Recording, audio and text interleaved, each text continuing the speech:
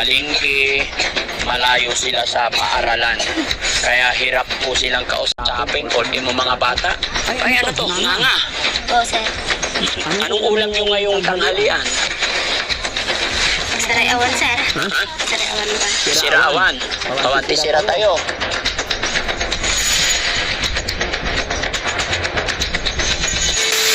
Sir. Ha? Sir. Inuubo? Pwede ba tumuloy sa bahay nyo? Oo.